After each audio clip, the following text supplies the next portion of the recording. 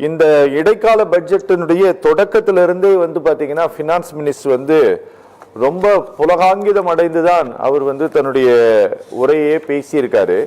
Madam பேசுனதை நீங்க கேட்டிருப்பீங்கன்னு நினைக்கிறேன். நீங்க ஒரு பெரிய கமிட்டி எல்லாம் போட்டீங்க, அதெல்லாம் ஒண்ணுமே பண்ணல. இவங்க மொத்தமா இத்தனை வருஷத்துல வாங்கி வச்சிருந்த கடனை விட கூடுதலாக இந்த ஒரு 4.5 ஆண்டுகளில் மட்டும் தமிழ்நாடு அரசு, திமுக அரசாங்கம் கடன் வாங்கி இருக்கு அப்படின்ட்டு ஏதாவது சொல்ல விரும்புறீங்களா? கண்டிப்பா. ரொம்ப அவங்க சொல்றதெல்லாம் ரொம்ப அபத்தமா இருக்கு. ஏன்னா ரிப்போர்ட் என்ன சொல்லுது அப்படிங்கிறது ரொம்ப முக்கியம். நம்ம என்ன வேணா பேசலாம். கம்பேரிசன் ஆஃப் இவங்க சொன்ன மாதிரி அந்த கடனையே நம்ம வச்சுக்கிட்டாலுமே கூட, கலைஞர் அவர்கள் ஆட்சி விட்டு போன பொழுது அப்ப போன அந்த கடன் அளவை விட இவர்கள் வச்சுட்டு போனதுன்னா 500% அதிகமாக இவர்கள் கடன் வாங்கி வச்சிருந்தாங்க. 500%. சரி, 500% இந்த 10 வருஷத்துல நீங்க அதிகமா கலைஞர் அவர்கள் ஆட்சி விட்டு போகும்போது இருந்ததை விட நீங்க 500% கடன் வாங்கி வச்சிருந்தீங்க. சரி, நீங்க கடன் வாங்குறீங்க, வாங்கினதுல நீங்க என்னத்த பண்ணீங்க? உற்பத்தி அதிகம் பண்ணீங்களா? இல்ல ஏதாவது இம்போர்ட் எக்ஸ்போர்ட்ல அதிகம் பண்ணீங்களா?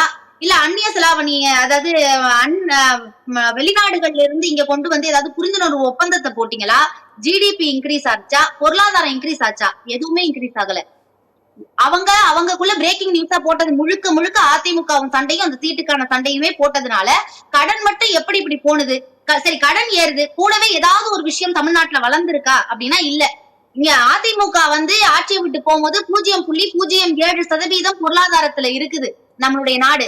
அப்ப அங்க இருந்த சூழ்நிலையில் இருந்து 11.19 எடுத்துட்டு வருதுங்கிறது ஒரு சாதாரணமான விஷயமே கிடையாது. முதல்வர் அவர்கள் பதவி ஏற்கும் போது கூட எனக்கு பயமா இருக்கு, இதை எந்த அளவுக்கு நான் சரியா செஞ்சு முடிக்க போறேன்னு எனக்கு தெரியல அப்படிங்கிற ஒரு பதட்டத்தோடையதான் அந்த பொருளாதார விஷயத்துல ரொம்ப நான் நுணுக்கமா கையாண்டேன் அப்படின்னு சொல்றாரு. ஒண்ணுமே போடலங்கிற இவங்க பேசுற திட்டம் விஷயங்கள்லாம் ரொம்ப ஆச்சரியமா இருக்கு. இப்போ சென்னை இந்த சாதி மத விஷயமா எடுத்துக்கோங்க, பல விஷயங்கள் எடுத்துக்கோங்களேன். டைடல் பார்க் மாதிரி ஒரு விஷயம் நம்ம பிள்ளைங்களுக்கு எல்லாம் கல்லூரி கட்டி அங்க கலைஞர் அவர்கள் படிக்க வைக்கலன்னா இந்த மனிதர்களுக்குள்ள ஒரு இடைவெளி அப்படியே இருந்திருக்குமோங்கிற ஒரு மிகப்பெரிய கேள்வி இருக்குல்ல. அதை நீங்க சோசியல் ரீதியா நீங்க ஆய்வு பண்ணீங்கன்னா உங்களுக்கு புரியும். அப்ப அந்த ஒரு விஷயம் இருக்குல்ல. அது போல இப்ப என்ன பண்ணிருக்காங்கன்னா, மதுரை, தஞ்சாவூர், ஓசூர்ல எல்லாம் கிட்டத்தட்ட 1070 கோடி ரூபாய் மதிப்புல ஒரு அழகான ஒரு டைடல் பார்க் கட்டுறது மாதிரியும், தஞ்சாவூர், வேலூர் பக்கத்துல எல்லாம் அதுல இருந்து ஒரு 4-5 ஊர்கள் எடுத்து அங்க மினி டைடல் பார்க் கட்டுறதுக்காகவும் அவர்கள் ஒதுக்கி இருக்காங்க. அதை விட மிக முக்கியமான ஒரு விஷயம், நம்மளுடைய திருநங்கைகள் அவங்களுக்கு பெண் ஊர்காவல் படையில அது எவ்வளவு பெரிய வரவேற்கக்கூடிய ஒரு விஷயம். ஊர்காவல் படையில அவங்களுக்கு ஒரு வேலை. ஏன்னா அவங்களுக்கு சரியான வேலைகள் யாரும் கொடுக்கறது இல்ல. பாலியல் சீண்டல்கள் சமுதாயத்துல அதிகமா இருக்கு. அப்ப அவங்களுக்கு சரியான ஒரு வேலை வாய்ப்பு கொடுத்து அவர்கள் முன்னேற முடியும் அப்படின்னு 2வது தடவை அக்கா அவர்கள் சொல்லும் பொழுது, இந்த சப்சிடிக்கெல்லாம் எப்பவுமே அக்கா நீங்க சொன்னது போல எங்களை விட கொஞ்சம் கம்மியா கொடுத்திருப்பாங்க, அவ்வளவுதானே தவிர ரொம்ப கம்மியா கொடுத்திருப்பாங்களா அப்படிலாம் கிடையாது. சோ அப்படி இருக்கும்போது எதற்காக இவர்கள் இதை நம்ம கொடுக்கிறோம் அப்படின்னா, அதனாலதான் இன்றளவும் ஒன்றிய அரசு நம் மீது எய்யக்கூடிய அன்புகள்லாம் திருத்தணியிலே கீழே விழுந்து அப்படியே ரிவர்ஸ்ல போறதுக்கு காரணமும், இந்த பக்கம் கன்னியாகுமரி வழியாக எரியக்கூடிய அம்புகள்லாம் அப்படியே ரிவர்ஸ்ல போறதுக்கு காரணமும் நம்மளுடைய படிப்பும் அறிவும் சமூக அக்கறையும் தான். மனித மேம்பாட்டுக்காக செலவு பண்றது தப்பு கிடையாது. இது ஒரு இன்வெஸ்ட்மெண்ட் மாதிரி தான். இப்ப எங்க பிள்ளைங்க படிக்கிறதுக்கு தமிழ் புதல்வன்ல 1000 ரூபாய் கொடுக்குறோம், மகளிர் உரிமை தொகை கொடுக்குறோம். அவங்களுடைய பொருளாதார மேம்பாடு அதிகமாகுது. கொஞ்சம் கொஞ்சமா அதிகமாக இதோடைய ரிசல்ட் என்னவா ஆகும்னா, பிள்ளைங்க எல்லாம் நல்லா படிச்சு ஒரு நல்ல பொசிஷன்ல இருக்கும் பொழுது அவங்களால எந்த அளவுக்கு பொருளாதார ஏற்றங்கள் இருக்குங்கிறது ஒரு மிகப்பெரிய விஷயம். அது அப்படிதான் நம்ம பாக்கணுமே தவிர, இவங்க இத இந்த அளவுக்கு, அதாவது காலை உணவு கொடுக்கறதுல என்ன இருக்கு?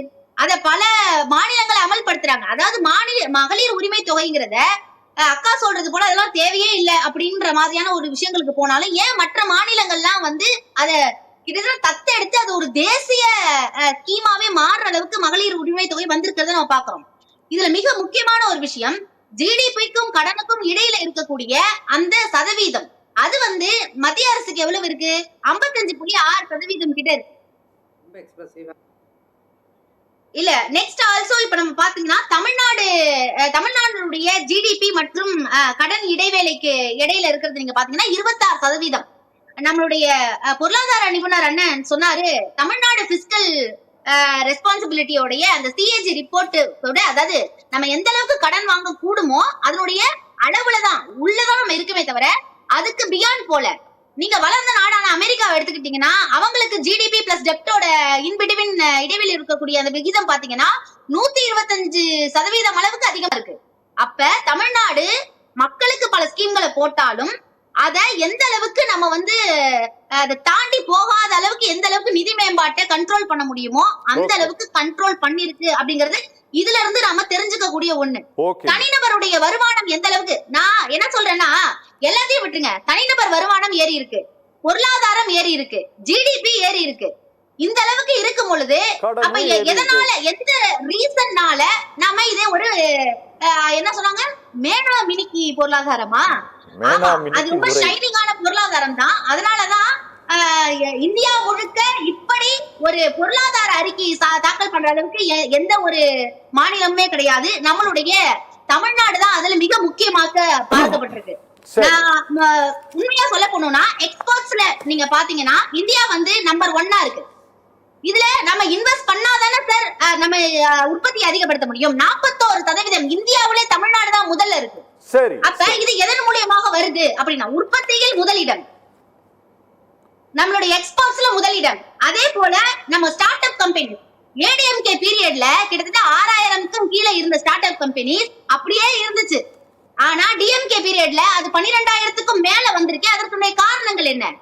புரிந்துணர்வு ஒப்பந்தங்கள் மூலம் கிட்டத்தட்ட 36 லட்சம் பேருக்கு நம்ம வந்து 1179 புரிந்துணர்வு ஒப்பந்தங்களை போட்டிருக்கோம்.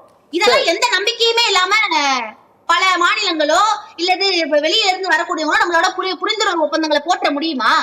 ரொம்ப மோசமா இருக்கு தமிழ்நாட்டுல நிதி நிலைமை அப்படின்னா போட்ட முடியுமா அப்படிங்கிற ஒரு உண்மையான கேள்விக்கு எல்லாருமே பதில் சொல்லியாகும். ஓகேங்க, ஓகே, பேசலாம்.